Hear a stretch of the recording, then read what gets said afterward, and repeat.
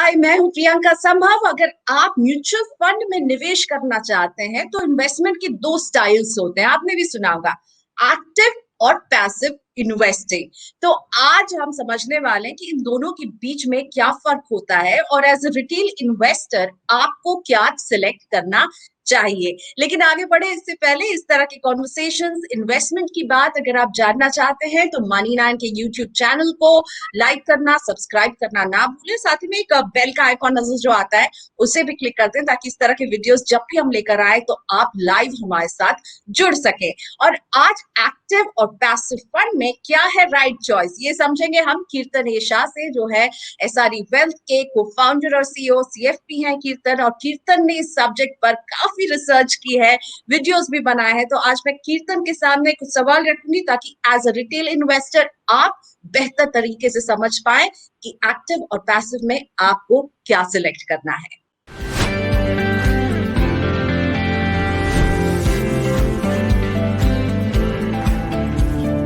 Thank you so much कीर्तन, आपने वक्त निकाला मनी 9 के लिए। एज ऑलवेज आपको जब भी मैं इस तरह के टॉपिक्स के साथ अप्रोच करती हूँ तो आप मेरा ज्ञान भी बहुत बढ़ा देते हैं इन टॉपिक्स में, और मैं चाहती हूँ इन्वेस्टर्स का भी ज्ञान बढ़े। तो कीर्तन, जब हम बात करते हैं एक्टिव इन्वेस्टमेंट और पैसिव इन्वेस्टिंग, इन दोनों के बीच में फर्क क्या होता है, डिफरेंसेस क्या है इन दोनों के बीच में? बैकग्राउंड ये है कि 2018 में सेबी ने कुछ नए रीकैटेगराइजेशन रूल्स इंप्लीमेंट किए थे, जिसके ऊपर थोड़ी देर में हम बात कर सकते हैं। पर तब से आप देखेंगे 2018 से कि लोग एक्टिव और पैसिव के बीच में बहुत ज्यादा डिबेट्स, मीडिया आर्टिकल्स, इंटरव्यूज चल रहे हैं। अब सबसे पहले तो एक्टिव इन्वेस्टमेंट क्या होता है। 2018 के पहले लोगों को पैसिव क्या होता है वो उसकी जानकारी बहुत कम थी। 2018 के पहले सिर्फ एक्टिव चलता था मेजरली। तो एक्टिव क्या होता है, आप एक म्यूचुअल फंड्स को पैसा देते हैं, किसी भी एक स्कीम में आपने पैसा डाला, राइट। वो स्कीम आपको ब्रॉडली एक ऑब्जेक्टिव बता देता है कि मैं लार्ज कैप स्कीम हूं और मैं निफ्टी इंडेक्स को ट्रैक करूंगा। पर जब आप पैसा लगाते हो उस पर्टिकुलर स्कीम में, तो फंड मैनेजर अपने खुद के डिस्क्रिशन पे डिसाइड कर सकता है कि उसको कितना पैसा कौन से स्टॉक में लगाना है। तो मान लीजिए अगर निफ्टी में 50 स्टॉक्स है और मेरी स्कीम निफ्टी से रिलेटेड है ऑब्जेक्टिव वाइज, राइट, तो मैं उन 50 में या उन 50 के बाहर भी, राइट, थोड़ा 20% का मुझे लिमिट दिया जाता है, कहीं पर भी इन्वेस्ट कर सकता हूं, किसी भी रेशियो में इन्वेस्ट कर सकता हूं। जैसे अगर मान लीजिए रिलायंस इंडस्ट्रीज का वेट निफ्टी में समझने के लिए 10% है, तो जरूरी नहीं है एज अ फंड मैनेजर मुझे रिलायंस में 10% ही लगाना है। तो सबसे पहले तो मैं चूज कर सकता हूं क्या मुझे रिलायंस में पैसा लगाना है, और अगर लगाना है तो 10% लगाना है, 5% लगाना है या 2% लगाना है। तो एक्टिव फंड मैनेजमेंट में होता यह है कि आप पैसा एक स्कीम में लगा देते हो और फंड मैनेजर डिसाइड करता है कि कौन से स्टॉक में मैं कितना पैसा और क्यों लगाऊंगा। तो यहां पर एक्टिव मैनेजमेंट में आप फंड मैनेजर पे कॉन्फिडेंस रखकर पैसा लगाते हो कि फंड मैनेजर को समझता है पैसा कहां, कब और क्यों लगाना चाहिए, और फंड मैनेजर अपने थॉट प्रोसेस और अंडरस्टैंडिंग के हिसाब से उस इन्वेस्टमेंट्स को थोड़ा सा एक्टिवली मैनेज करने की कोशिश करता है। जबकि प्रियंका पैसिव बहुत ही सिंपल अंडरस्टैंडिंग है, जहां पर आप कहते हो कि मैं फंड मैनेजर के ऊपर पैसा नहीं लगाऊंगा, मैं इंडेक्स पे पैसा लगाऊंगा। तो मान लीजिए अगर मैंने निफ्टी इंडेक्स के किसी फंड में पैसा लगा दिया, तो वो फंड निफ्टी के 50 स्टॉक्स में, जिस रेशियो में निफ्टी के वो 50 स्टॉक्स बने हुए हैं, उसी रेशियो में पैसा लगा देंगे। इसका मतलब कि मान लीजिए अगर मुझे निफ्टी इंडेक्स में पैसा लगाना है, तो मैं निफ्टी का एक पैसिव फंड ले लूंगा, ईटीएफ, जिसपे थोड़ी सी चर्चा बाद में करेंगे। तो अगर मैं निफ्टी ईटीएफ में पैसा लगा देता हूं, तो उसमें वही 50 स्टॉक्स है जो निफ्टी में है और उसी रेशियो में है जिस रेशियो में निफ्टी में वो 50 स्टॉक्स का वेट है।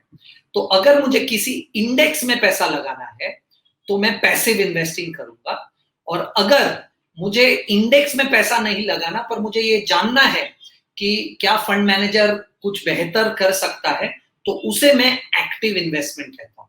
तो ये थोड़ा सा फंड डिफरेंस। मैनेजर एक है एक बड़ा डिफरेंस जो होगा कि एक्टिवली मैनेज कर रहा होगा, एक्टिव जो शब्द ही है एक्टिव है, और पैसिव में जो है आप इंडेक्स या ईटीएफ, जो अभी कीर्तन ने हल्का सा टच किया, इसको मैं और डिटेल में समझूंगी। लेकिन कीर्तन, आपने कहा 3 साल से पैसिव फंड्स जो है काफी चर्चा में, और 3 साल में चर्चा में इसलिए भी है क्योंकि इन्होंने रिटर्न्स अच्छे दिए हैं एक्टिव फंड्स के मुकाबले। मॉर्निंग स्टार की एक रिपोर्ट ये बता रही थी कि 10 में से 8 बार ऐसा हुआ है कि पैसिव फंड्स ने बेहतर परफॉर्मेंस दी है। साथ ही में हम एयूएम देखेंगे, अगर मार्च 2020 से मई 21 में इन दोनों के एयूएम को कंपेयर कर रहे हैं ना, पैसिव फंड्स के एयूएम जो है 108% की बढ़ोतरी दिखा रहे हैं।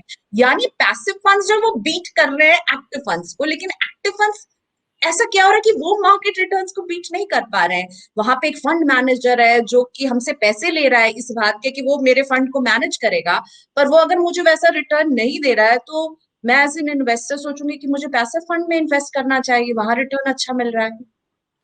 सो प्रियंका, इसके 3 रीजंस हैं। तो थोड़ा सा 2018 में वापस जाते हैं।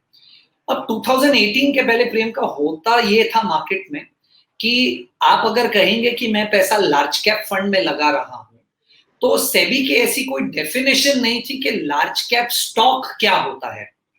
तो होता ये था 2018 के पहले, जब अगर आप लार्ज कैप फंड में पैसा लगाएंगे तो फंड मैनेजर के पास फ्रीडम थी कि वो अपने हिसाब से स्टॉक चूज कर सकता था, बड़े वाले ऑफ कोर्स, क्योंकि लार्ज कैप था तो ऑब्जेक्टिव ये था कि लार्ज वाले या बड़े वाले स्टॉक्स में पैसा लगाए। पर ऐसी कोई डेफिनेशन नहीं थी कि ये लार्ज कैप क्या है, जिसकी वजह से फंड मैनेजर्स के पास काफी फ्लेक्सिबिलिटी थी कि वो पैसा कहीं पर भी लगा सकते थे, राइट।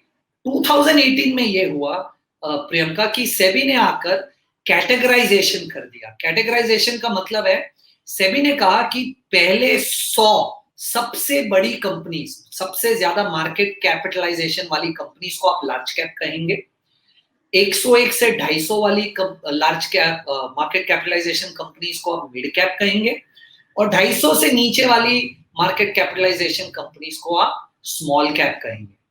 अब हुआ ये प्रियंका कि अब जब आप लार्ज कैप कहते हो 2018 के बाद, तो फंड मैनेजर्स के पास जो पहले फ्लेक्सिबिलिटी थी वो बहुत कम हो गई। अब उन्हें 80% पैसा इसी 100 कंपनियों में लगाना है।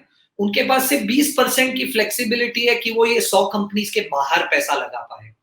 तो ये सबसे पहला रीजन था कि 2018 के बाद ये थोड़ी सी फ्लेक्सिबिलिटी जो फंड मैनेजर्स के पास थी वो एक्चुअली काफी हद तक कम हो चुकी है, जिसकी वजह से आप देख रहे हो कि शायद एक थोड़ी सी मुश्किल हो रही है फंड मैनेजर्स को, क्योंकि ये फ्लेक्सिबिलिटी कम हो गई है। और इसके साथ आप देखेंगे कि पिछले 3 साल में मार्केट काफी पोलराइज्ड रहा है। पोलराइज्ड रहा है मतलब आप देखेंगे कि कुछ सेक्टर, कुछ स्टॉक्स काफी हद तक बहुत चल चुके हैं और ब्रॉडली मार्केट्स नहीं चल रहा था। अगर आप पिछला 3 महीना छोड़ दें और पिछले 3 साल की बात करें तो आप देखेंगे कि मार्केट काफी पोलराइज था। ये 2 मेजर रीजंस है जिसकी वजह से specifically large cap funds markets को बीट करने में थोड़ी सी डिफिकल्टी महसूस कर रहे हैं। पर प्रियंका, यही चीज अगर आप स्मॉल कैप या मिड कैप में देखें तो नहीं है, क्योंकि स्मॉल कैप्स या मिड कैप्स में अभी भी एक्टिव फंड मैनेजर्स के पास बहुत ज्यादा रूम है, इसीलिए वो इंडेक्स को बड़ी आसानी से बीट कर पा रहे हैं। आई होप ये थोड़ा ब्रॉडर फ्रेमवर्क इन्वेस्टर्स को समझेगा कि क्यों पैसिव फंड्स ने स्पेसिफिकली लार्ज कैप स्पेस में अच्छा किया है पिछले 3 सालों में। तो अब इन्वेस्टर कैसे सिलेक्ट करे, क्या है उनके लिए राइट चॉइस? क्योंकि मैं देख रही हूँ कि मुझे खर्चा कम लग रहा है पैसिव फंड में, वो जो एक्सपेंस रेशियो है मेरे लिए कम हो जाता है क्योंकि वो इंडेक्स को फॉलो करने वाली ये पैसिव फंड्स होते हैं। तो मैं एज एन इन्वेस्टर चाहूंगी मुझे रिटर्न अगर ज्यादा मिल रहा है, लार्ज कैप आपने जैसे समझाया है, तो मैं क्या करूं? मैं पैसिव फंड चुनूं या मुझे एक्टिव फंड चुनना चाहिए? क्या एज एन इन्वेस्टर मेरे लिए डिसाइडिंग फैक्टर्स क्या होने चाहिए कीर्तन? सो प्रियंका, दो तरीके से इस क्वेश्चन का आंसर करना चाहूंगा, एक बेसिक और थोड़ा एक टेक्निकल। अब अगर मैं बेसिक की बात करूं तो प्रियंका, सबसे पहले तो आपको समझना है कि आपका रिस्क प्रोफाइल क्या है। अगर आप इक्विटी में आ रहे हो तो मैं मान रहा हूं कि आपका थोड़ा मॉडरेट से लेकर एग्रेसिव इन्वेस्टर प्रोफाइल होगा आपका। अब अगर आप अपने एसेट एलोकेशन के उसमें लार्ज कैप इन्वेस्टिंग करना चाहते हैं तो जितना आप लार्ज कैप इन्वेस्टिंग करना चाहते हैं प्रियंका, वो मेरे हिसाब से आप पैसिव इन्वेस्टमेंट्स के थ्रू कर सकते हैं, क्योंकि काफी कम फंड्स हैं जो लार्ज कैप स्पेस में एक्टिव फंड जो बेहतर कर पा रहे हैं। तो अगर आपका जितना भी लार्ज कैप एलोकेशन है प्रियंका, वो मेरे हिसाब से आप पैसिव के थ्रू डेफिनेटली कर सकते हैं। पर आपकी जितनी भी एलोकेशन है मल्टी कैप में, मिड कैप में, स्मॉल कैप में, फ्लेक्सी कैप में, इस कैटेगरी में जो आप एलोकेशन करना चाहते हैं आपके रिस्क प्रोफाइल के हिसाब से, मुझे अभी भी लग रहा है कि एक्टिव फंड्स में बहुत ज्यादा जूस बाकी है। तो आप एक्टिव की तरफ इन कैटेगरीज में डेफिनेटली देख सकते हैं।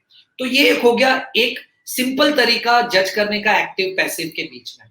एक थोड़ा सा टेक्निकल प्रियंका, यहाँ पर आप ये भी देख सकते हो कि जब भी आपको ऐसा लगे कि मार्केट की वैल्यूएशन चीप है, अभी ये ऑफकोर्स जज करना बहुत मुश्किल है, पर एक एग्जांपल दूंगा कि अगर मान लीजिए मार्च 2020 में या अप्रैल 2020 में जब मार्केट्स गिर गए थे और आपको मार्केट 7,500 8,000 निफ्टी के आजू बाजू मिल रहे थे, वो प्रीडोमिनेंटली आप और मैं दोनों समझते हैं कि काफी इंटरेस्टिंग वैल्यूएशन पे मिल रहे थे। तो कभी भी आपको ऐसा लगे कि मार्केट्स काफी चीप है, तो मुझे ऐसा लग रहा है तब आपको पैसिव इन्वेस्टमेंट करनी चाहिए। और जब भी आपको लगे कि मार्केट्स महंगे हैं, राइट, जैसे आज मुझे ऐसा लग रहा है कि 16,000 निफ्टी पे मार्केट्स थोड़ा सा महंगा है, तो आपको एक्टिव इन्वेस्टमेंट करना चाहिए, क्योंकि इनफ डेटा ये सजेस्ट करते हैं कि मार्केट के पीक्स पे या एक्सपेंसिव मार्केट पे एक्टिव स्ट्रेटेजी अच्छा करता है, चीप वैल्यूएशन पे मार्केट्स के बॉटम पे पैसिव स्ट्रेटेजी अच्छा करता है। प्रियंका, आपने एक रिटर्न का पूरा चार्ट भी बनाया था, उसमें भी आपने यही पाया था, राइट, कि जब when markets are touching on their lows then you should go for passive investing. क्या कुछ आप कुछ उस डेटा से कुछ शेयर कर सकते हैं कीर्तन, इफ पॉसिबल? एब्सोल्युटली प्रियंका। सो प्रियंका, मैंने दो चीज की थी, क्योंकि मैं बहुत ज्यादा डीप में अंदर नहीं जाना चाहता था, तो मैंने पिछले 5 साल का डेटा देखा था प्रियंका।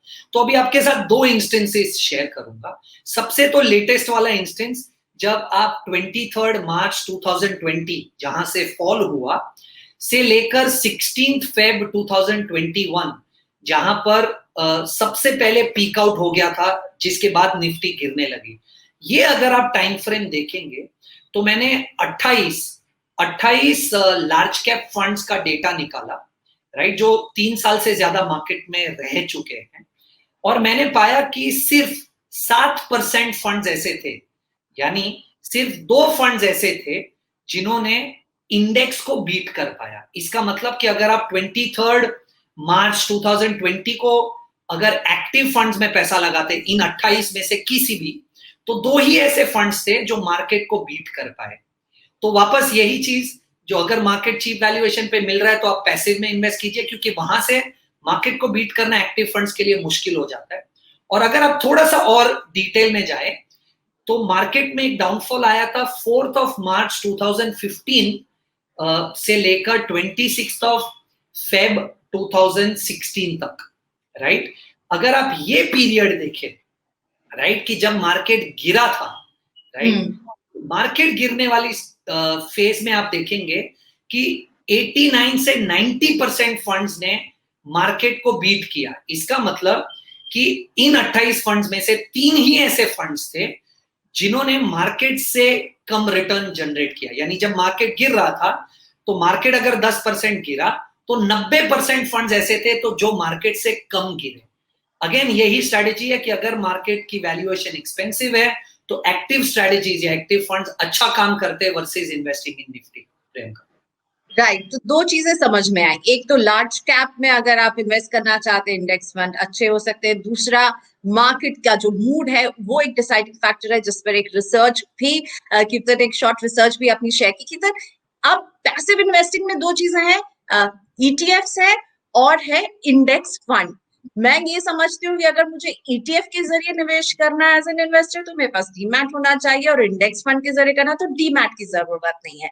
पर इन दोनों में और भी क्या डिफरेंसेस होते हैं, और एक इन्वेस्टर को आप क्या देखने के लिए कहते हैं, कैसे चूज करें? अगर पैसिव इन्वेस्टिंग ही करना है उनको और लार्ज कैप में ही जाना है तो इंडेक्स फंड चूज करें, ईटीएफ चूज करें? सो प्रियंका, इंडेक्स और ईटीएफ लोग बहुत इंटरचेंजेबली यूज करते हैं, पर ये दोनों बहुत अलग अलग से प्रोडक्ट है। तो अगर आपको समझना है बेसिक, तो इंडेक्स फंड किसी भी और म्यूचुअल फंड की तरह है कि आप कभी भी वो खरीदिए, दिन के एंड का जो एनएवी है वो एनएवी पे आपकी बाइंग या सेलिंग हो जाएगी, जैसे कोई भी ओपन एंडेड दूसरा एक म्यूचुअल फंड ऑपरेट करता है। पर जब आप ईटीएफ की बात करें तो ईटीएफ एक्चुअली एक स्टॉक जैसा है। तो आप टाइम कर सकते हो मार्केट के बीच में कि आपको कौन से भाव पे आज खरीदना है। तो मान लीजिए अगर आपको लग रहा है कि आज निफ्टी गिर रहा है, अगर आप इंडेक्स खरीदेंगे, इंडेक्स फंड, तो आपको दिन के एंड का क्लोजिंग प्राइस मिल जाएगा। पर अगर आप ईटीएफ खरीदेंगे तो आप टाइम कर सकते हैं कि कौन से भाव पे आपको वो वाला फंड खरीदना है। तो वो एक टाइमिंग एडवांटेज मिल जाता है ईटीएफ में। ईटीएफ में दो डिसएडवांटेजेस है, राइट? लोगों को ये लगता है कि ईटीएफ में 10 पैसे का कॉस्ट है और इंडेक्स में 50 पैसे का कॉस्ट है, तो लोगों को लगता है कि ये सस्ता है तो चलो इसे खरीद लेते हैं। पर ईटीएफ में जनरली दो चीजें हैं जो लोग इग्नोर कर देते हैं। पहली वाली उतनी इंपॉर्टेंट नहीं है, पर फिर भी मेंशन करना चाहूंगा, क्योंकि आप स्टॉक की तरह खरीदते हो, बेचते हो, इसमें ब्रोकरेज कॉस्ट एडिशनल होता है फंड के कॉस्ट के अलावा। तो आपने फंड का 10 पैसा तो गिन लिया, पर आप अगर किसी एक ब्रोकिंग हाउस के थ्रू ट्रांजैक्ट कर रहे हो जो आपको ट्रांजैक्शन फी लगा रहे, ब्रोकरेज लगा रहे, तो बाइंग और सेलिंग की जो ब्रोकरेज आएगी वो टीआर के कॉस्ट के ऊपर का कॉस्ट है, राइट? वो एक पहला है। आर्ग्यूमेंट यहां पर ये हो सकती है कि आप एक ऐसे प्लेटफॉर्म के थ्रू ट्रेड कर रहे हो जहां पर ब्रोकरेज नहीं लगती, वो ठीक है, पर ये जनरल अंडरस्टैंडिंग होनी चाहिए। दूसरी बहुत इंपॉर्टेंट, तो प्रियंका, क्योंकि ईटीएफ में आप देखते हो कि ज्यादा लिक्विडिटी नहीं होती, वहां पर प्राइसिंग में मिसमैच हो सकता है। मतलब मान लीजिए निफ्टी 100 रुपए पे ट्रेड कर रहा है, तो आपको लगेगा कि आप भी ईटीएफ 100 रुपए पे खरीदेंगे क्योंकि आप तो इंडेक्स ही खरीद रहे हो। पर पॉसिबल है कि ये ईटीएफ आपको 101, 102, 103, 104 रुपए में भी मिल सकता है। क्योंकि लिक्विडिटी नहीं है तो ये ईटीएफ प्रीमियम पे भी ट्रेड कर सकते हैं। तो अगर मान लीजिए अगर आप ध्यान नहीं दोगे तो 100 रुपए वाला निफ्टी आप ईटीएफ के थ्रू 104, 105 रुपए में भी कभी खरीद लेते हो, तो आप 4 या 5% प्रीमियम पे वो ईटीएफ खरीद लोगे क्योंकि इलिक्विड है। और ये ध्यान रखना बहुत जरूरी है क्योंकि ये बहुत कॉमन सा प्रॉब्लम है ईटीएफ खरीदने में या बेचने में। तो Priyanka, to answer your question कि कौन से इन्वेस्टर को क्या देखना चाहिए और क्यों, मुझे ऐसा लग रहा है कि इसका आंसर बहुत सिंपल है मेरे हिसाब से। अगर आपकी इन्वेस्टमेंट 50 लाख रुपए से कम की है प्रियंका, तो मैं आपको सजेस्ट करूंगा कि एज एन इन्वेस्टर आपको इंडेक्स फंड में ही पैसा लगाना चाहिए।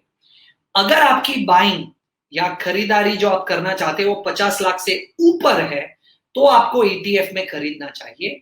अब ऑफ कोर्स आर्ग्यूमेंट ये है कि ये 50 लाख का नंबर कहां से आएगा। तो प्रियंका, होता यह है कि आप अगर 50 लाख से ऊपर की बाइंग करना चाहते हैं तो आपको मार्केट में ईटीएफ खरीदने की जरूरत नहीं है, जहां पर वो आपको स्प्रेड वाला डिफरेंस आ रहा है, 100 रुपए वाला 104 में खरीद रहे हो।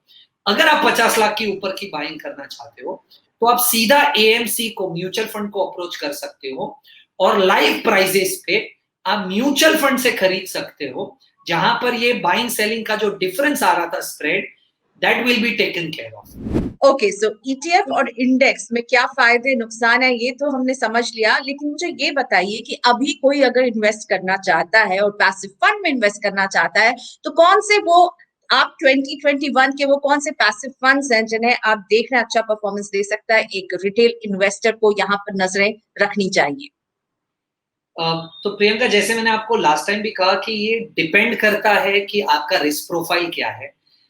मेरे हिसाब से ऐसा एक कोई मंत्र नहीं है जो हर किसी के लिए फिट होगा, पर मैं आपको 3 ऐसे ईटीएफ दे रहा हूं जो मुझे काफी एक्साइटिंग लग रहे हैं, जो आप एज अ पूल यूज कर सकते तीनों साथ में, जिससे आपको डाइवर्सिफिकेशन भी मिल सकता है। और मेरे हिसाब से ये 3 ईटीएफ बड़े अच्छे हैं। तो आप एक तो सबसे पहले मोतीलाल ओसवाल का नेस्डैक 100 ईपीएफ ट्रैक कर सकते हैं, जिससे आपको इंटरनेशनल डाइवर्सिफिकेशन मिलेगा। दूसरा मेरे हिसाब से आईसीआईसीआई का निफ्टी नेक्स्ट 50 एक अच्छा ऑप्शन है। और आप डेफिनेटली यूटीआई का निफ्टी ईटीएफ ले सकते हैं। तो इससे होगा ये कि आप निफ्टी में भी इन्वेस्ट करेंगे 50 स्टॉक्स में, आप नेक्स्ट 50 उसमें भी इन्वेस्ट करेंगे, तो आप टॉप 100 कंपनीज में इन्वेस्टेड हो जाएंगे। और आपको एक थोड़ा सा ग्लोबल फ्लेवर भी मिल जाएगा अगर आप नैस्डैक में इन्वेस्ट कर लेंगे। तो ये 3 कॉम्बिनेशन मुझे ऐसा लग रहा है इन्वेस्टर्स डेफिनेटली देख सकते हैं।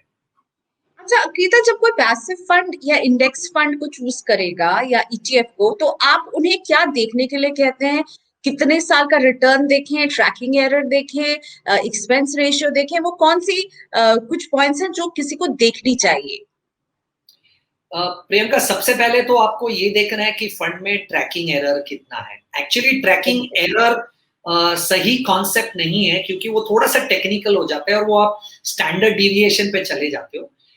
राइट चीज जो आपको देखनी है वो है ट्रैकिंग डिफरेंसेस। ट्रैकिंग डिफरेंसेस बहुत एक सिंपल कॉन्सेप्ट है। मतलब ये है कि निफ्टी ने अगर 10% रिटर्न दिया है और आपका अगर निफ्टी ईटीएफ है और आपने अगर 9.8 दिया है, तो आपका ट्रैकिंग डिफरेंस 20 पैसा है। तो आपको सबसे पहले ये देखना है कि ट्रैकिंग डिफरेंस कौन से फंड का सबसे कम है। आपको एक ऐसा फंड चूज करना है जो निफ्टी जितना जितना पास रिटर्न दे पाए वो फंड सबसे अच्छा है। यस। दूसरा, आपको ऑफ कोर्स एक्सपेंस रेशियो देखना है। आपको एक ऐसा फंड चाहिए जिसका एक्सपेंस कम है, क्योंकि यहां पर अगर तो सबसे पहले अगर आपने ट्रैकिंग डिफरेंसेस देख लिए तो फंड मैनेजर की जो कैपेबिलिटी है वो वहां पर आ गई। जिसका सबसे कम ट्रैकिंग डिफरेंस है उसकी कैपेबिलिटी सबसे ज्यादा है। तो मान लीजिए अगर आपके पास 3-4 ऐसे फंड्स आ गए जिनमें सब में ट्रैकिंग डिफरेंसेस कम है और वो सब सिमिलर लग रहे हैं, तो आप फिर एक्सपेंस रेशियो देखिए। आपको जितना एक्सपेंस रेशियो कम मिले वो अच्छा है। पर इन सब में से सबसे इंपॉर्टेंट चीज प्रियंका ये देखनी है कि क्या आप सही इंडेक्स में पैसा लगा रहे हो। ऐसा ना हो जाए कि आप रिस्क नहीं लेना चाहते और आपने एक ऐसे फंड में आपने एक ऐसे इंडेक्स में पैसा लगा दिया जो शायद रिस्की है, या अदर वे राउंड आप रिस्क लेना चाहते हो पर आपने एक ऐसा फंड चूज कर लिया है जिसका इंडेक्स उतना ज्यादा रिस्की नहीं है। तो सबसे पहले कौन से इंडेक्स में पैसा लगाना है ये चूज कीजिए। उसके बाद ट्रैकिंग डिफरेंसेस देखिए, जितना कम उतना अच्छा है। और उसके बाद एक्सपेंस रेशियो देखिए। ये 3 चीज देख लेंगे तो मेरे हिसाब से आप सही ईटीएफ या इंडेक्स फंड चूज कर पाएंगे Priyanka. Okay, so I'll wrap up the talk. Thank you so much, Keertan. So, do you think passive investing is the new buzzword? This is the new sort of cult which the markets are following right now? Priyanka, like I said, मेरे opinion में large cap investing की अगर आप बात करें तो definitely passive एक बहुत ही सुपीरियर स्ट्रेटेजी बनकर बाहर आ रहा है।